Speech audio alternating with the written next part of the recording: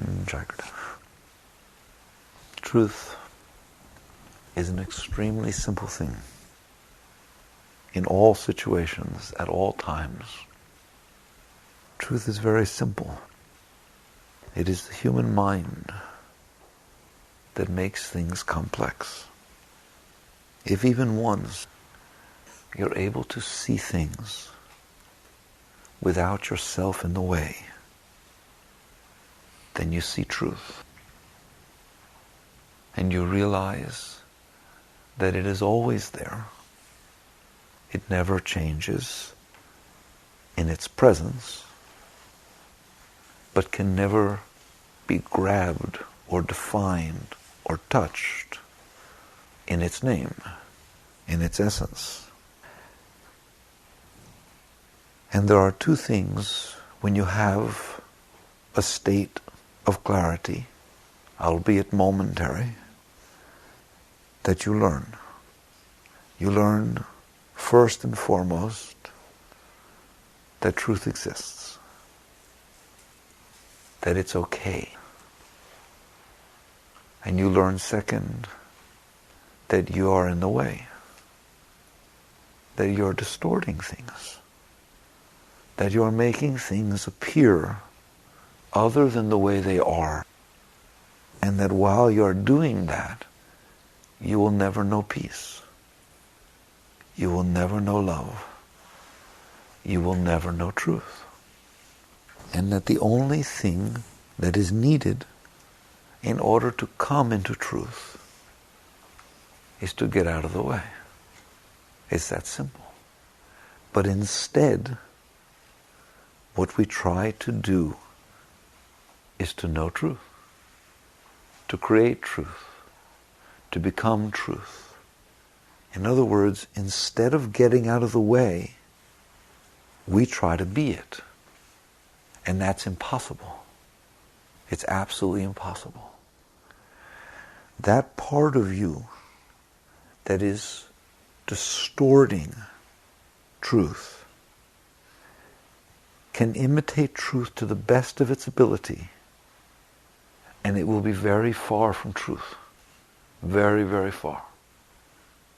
No matter how much it looks like truth, it is not even close. It's like the difference between a really, really, really good photograph and the object it was photographing. Can the photograph ever get good enough to be reality? Of course not. By its very nature, it's a photograph, and the other is reality. By the very nature, that part of your being of which I'm speaking is mind. It is illusion. It is fantasy. It is concocted of your imagination. It's like a photograph. It tries to reflect reality. It tries to take all the pieces that have been put in to the mind through the time that you have been receiving pieces through your senses. And it tries to piece them all together like a puzzle to look like reality, to reflect reality. And it tries very hard. And you build concepts and opinions and views and values and hopes and dreams, preferences, and that's what you do with that part of your being. I want to ask an honest question. In a photograph, perhaps it can be too shiny, so it doesn't reflect light properly, it doesn't look right. Can that be true with reality? A photograph can perhaps be grainy. We have a problem here if you look close with your magnifying glass. Can reality be grainy? These things that show up in a photograph, such as blurriness, such as graininess, such as so on, these are unique and distinct to the attempt to image reality. They have nothing to do with reality. So trying to get rid of graininess or trying to get better lighting and trying to change those new words that didn't even exist when we were dealing with reality obviously have nothing to do with reality. So I want to ask you, and I'm asking you to take a moment to look at it. In reality, reality, trees, dirt, grass, humans, animals, reality, that which is here if you're not.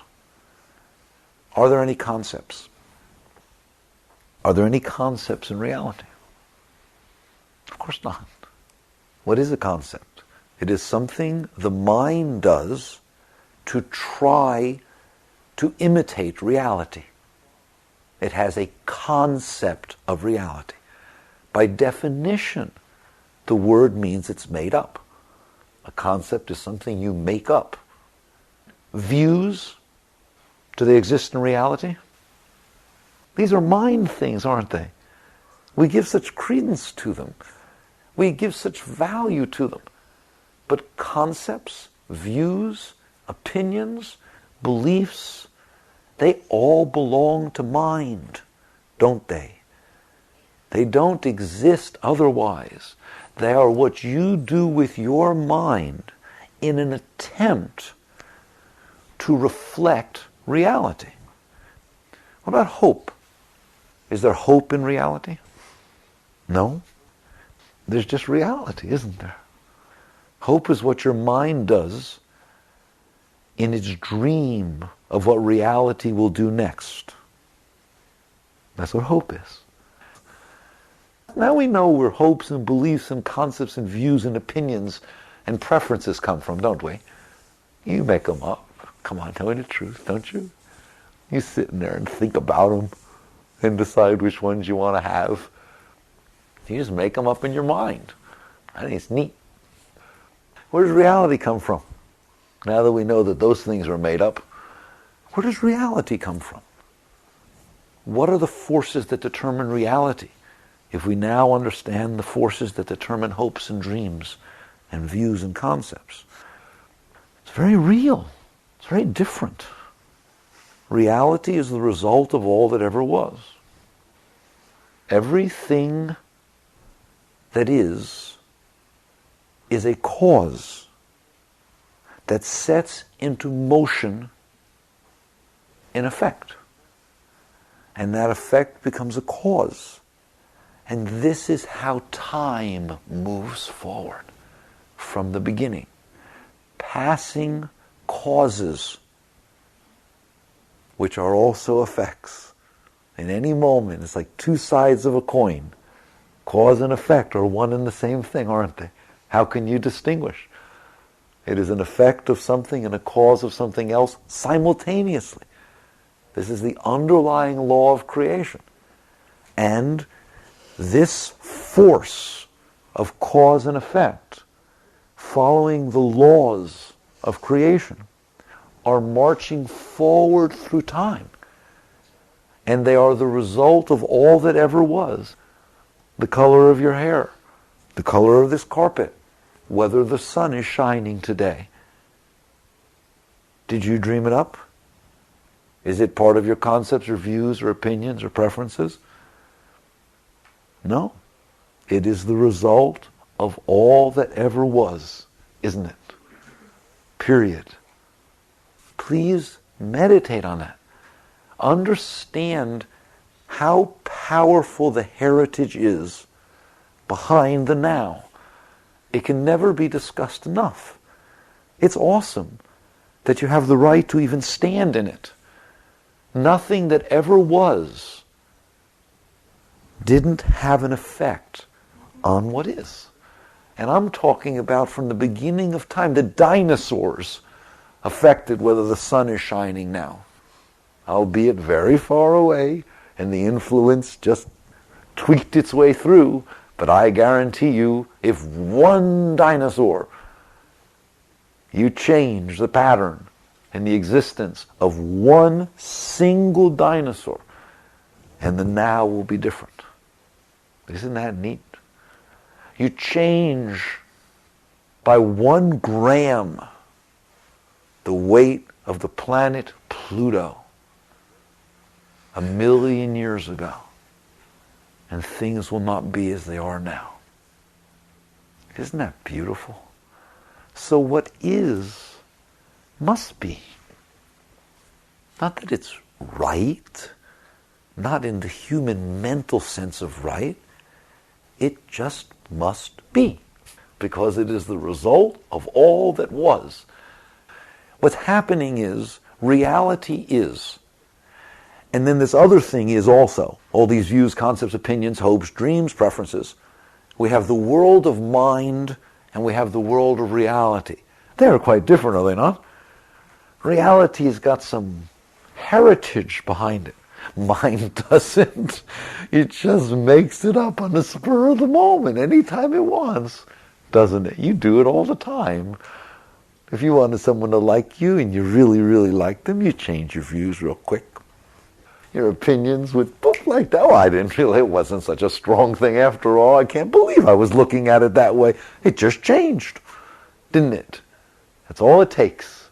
And don't feel bad about that. That's good. That proves it has no basis. Don't sit there and think, oh, well, I should be more firm in my views and more committed to my opinions and my concepts. I should make up one set and keep that set I made up for my whole life. That makes me a strong person, makes me real. It means because I held these concepts for my whole life that they're more true than if I didn't. Who are you kidding? You made them up. If you make them up, it doesn't matter how long you keep them. You just kept something for a long time that you made up. Doesn't make it more real, does it? No. The only reality is reality. So it's okay that it keeps changing in there. It's good. You should stick your tongue out at it and say, see, I told you didn't know what you were talking about. I don't know why people get so upset if it gets proven that their mind was wrong. I want my mind to be wrong. And I don't ever want to get caught into thinking that it's right. You see, it's right. No, I love it when it thinks it knows something and it knows it absolutely, totally true. And then it opens a book or looks at something and it was totally wrong. It just had remembered it wrong, that's all. Did yours ever do that? You see? You can't trust the darn things. They're crazy. They just make things up. All right. So there is the world of mind and there is reality. Reality has heritage. All that ever was and all of infinity that is creating now. The question then becomes, humans, how do they try to balance these worlds? First of all, are there really these two worlds? It's pretty strong stuff, isn't it? I mean, you really do live in the world of mind. You really do put significant meaning on your preferences. It's real. We put this stuff as real. We put very, very strong values on these things. So the world of mind has a tremendous reality to us. And of course, reality, although we wish we didn't have to, has some real strength to it. It's terrible, isn't it? You wish you could just make up whatever you want and that was what would be. But it doesn't. Reality has to follow the laws of cause and effect. So what you end up with is conflict. Serious conflict. What you end up doing almost every moment of your day is trying to reconcile what you made up in your mind with what's happening in reality. That's what causes all the pain. That's what causes all the suffering. That's what causes all the disturbance. Is what is, but then you got this other thing to deal with. That which you made up. And if they don't match, how do you feel? You make up some pretty crazy stuff, don't you? I mean, I've seen people just sit there and they've never even met somebody. They kind of, at school, sit across the room, all right? What they do with their minds about their relationship with this person. Whether this person is really looking at them and the fact this person really loves them and has a crush on them, and the person, really what it is the person's too shy to say anything, all right? And you ever done that? Ever made it all up? Doesn't feel like you're making it up, does it? It really feels like it's happening. Now what happens if all of a sudden one day you get your gumption up after a whole semester and you walk up to say something to them. You know how they're going to react, don't you? They're going to be so grateful that you broke the ice and that you went up there and said something so that they could express what they've been holding inside, right? What happens when you walk up and you say something? They just turn around and say, oh, hi, excuse me, I got to go. You get hurt, don't you? You get hurt. Where? In your heart. Now we're going to bring a third thing into this. Isn't this fascinating? We have this world of reality, and then we have this world of mind. And we're now saying that when the world of reality doesn't match the world of mind, your heart hurts, doesn't it? It causes pain. It causes suffering. Have you come to understand that? Do you know the dynamics there? This is your life that we're talking about. That's what's going on. And because it causes pain, and it does, what do?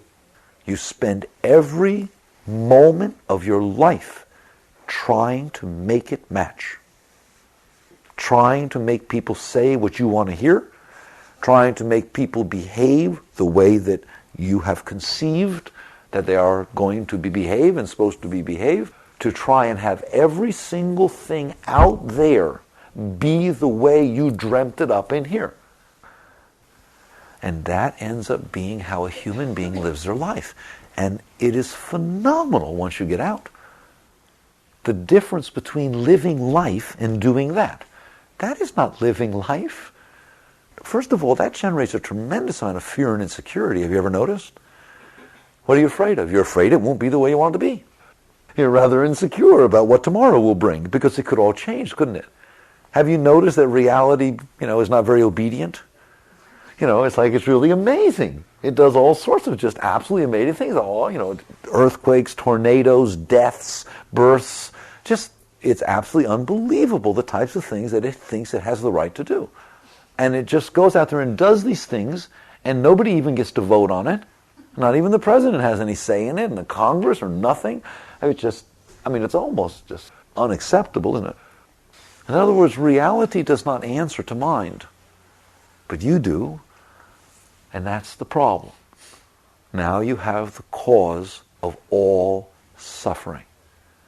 That is what the Buddha meant when he said the cause of all suffering is craving. What we just talked about is craving. What you do with your mind, the result of that is craving. You make up the way you want it to be, and then you crave that it will be that way. Don't think of craving as just lust or need or something like that. You've often heard that truth of the Buddha to be the cause of all suffering is desires. Desires are craving. Same thing. What are desires? Desires are, once you made up the way you want it to be, what you feel, what comes up inside of you, which is an urge to make it be that way. That's a desire. I need this, I need this. Really, just strip away the words. What is it saying? It's saying you have a model in your mind about how it is supposed to be, and you're trying to make it be that way. And that's what you call living, and that's what you call going about your life. It's not true. That's the great teaching of yoga, and it's really great. What yoga says is, that is not your friend. Your model's not your friend. The model is the cause of every single problem that you have. You don't want to get things the way you want them. Already, over the course of your life, how often has it changed your model the way you want them? One day what you want is to be free, to go to Europe, to be able to travel, to go all around the world. The other day what you want is a family and children that you can give yourself to. So it's bad enough that there's reality and then there's this model. The model keeps changing. You don't stand a chance. It's crazy. Unless you get out, it will destroy you. It has already destroyed you. Even if you think you're happy, you have no idea. It's only because you haven't experienced what it's like to get on the other side of that. What humans call happiness, that isn't happiness. Getting things the way you want them is not happiness. Why? Because you have to keep them that way. Because you reinforce the process that the only time you will be happy is when you get things the way you want them. Therefore, it's not such a good thing to get things the way you want them. The happiness that exists, that is unconditional, that exists because you let go of the way you want them.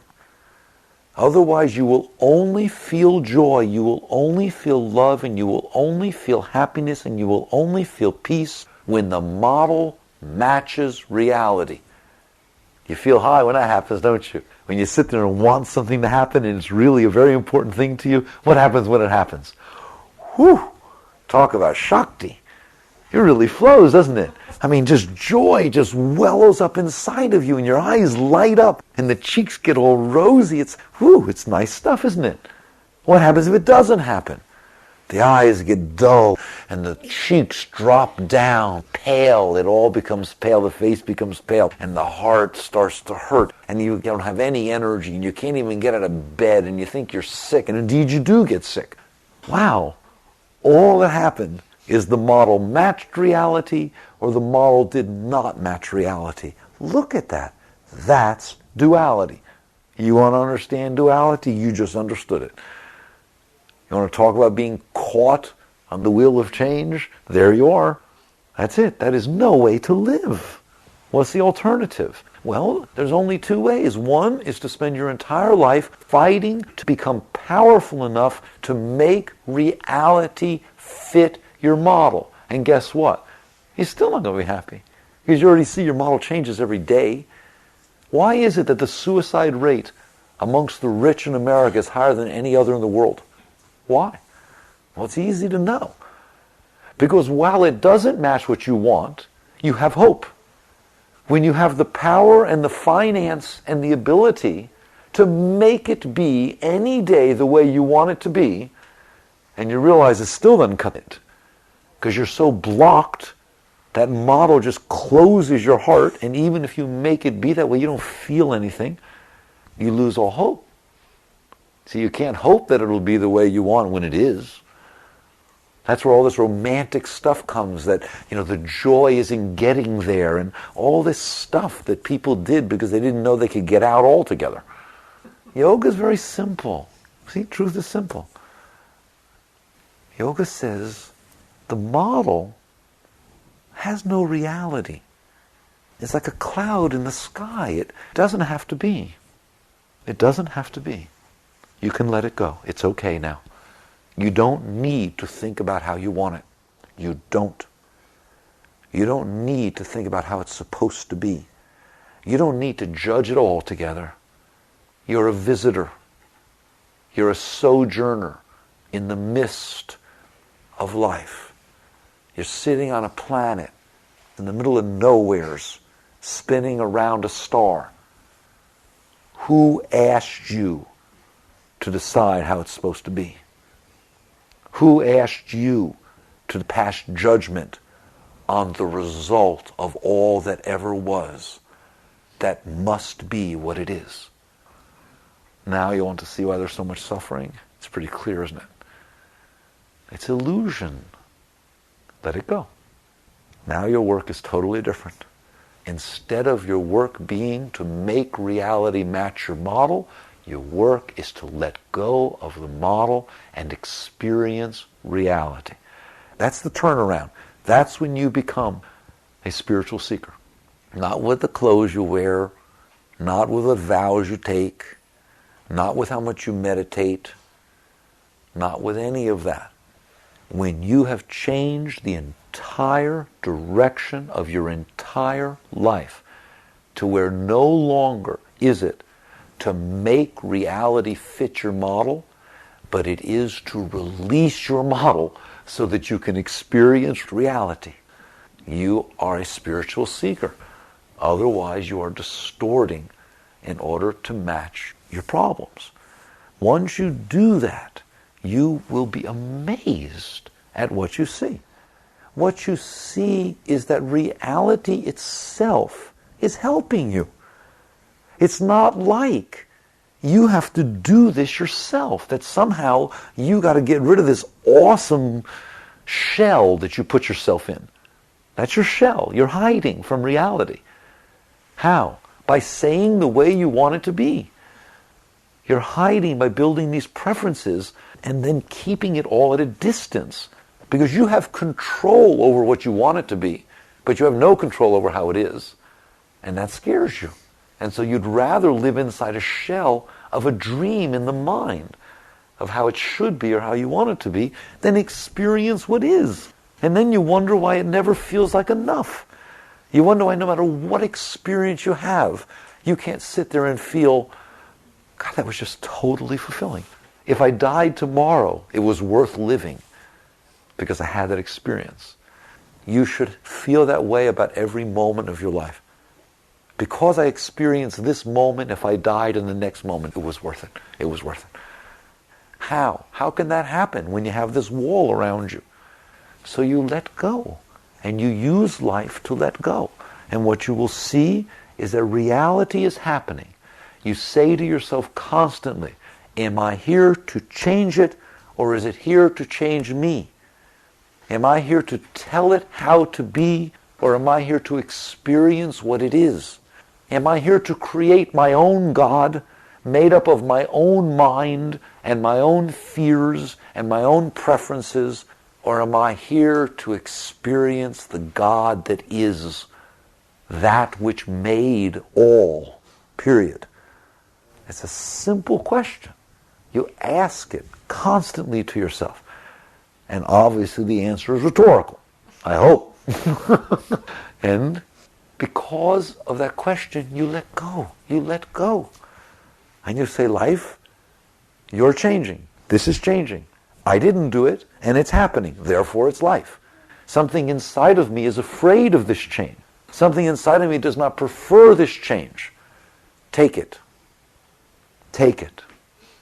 Through the act of change, take from me what is afraid of the change. Take from me what prefers that it doesn't change. And what will happen, you're going to realize that life's going to do it anyways. So your choice is you either let it do it, because it's going to have to do it, all right? You either let it do it and let it purify you in the process, or it does it and you fight with it and you resist and you struggle and you get scarred and you become angry and cold and fearful more because you didn't want it to do what it did. That's yoga. That's it, right there. From now on, that's what you do. You just let go. You let go. You honor what is. You no longer honor your concepts of what should be. You made them up. If you'd write them down and look at them and were honest, you'd see that every single one of them is based on your fears. Every one, the way it should be, is the way that doesn't hurt me. That's the way it should be. The way that doesn't hurt me, the way that makes me feel more secure and more right and more loved, then that's what's right and that's what should be. It's not true. You let go of what's blocking you, and you will feel love beyond anything you ever dreamt of in your wildest dreams. You will feel peace that can never change, no matter what takes place outside, because your peace is not conditional upon it, the peace will remain. That is what Christ meant when he said, the peace that passeth all understanding. You can't understand that peace because it's not conditional. It is beyond that. So this is what you do with your life. This is the process of yoga. Jagrata.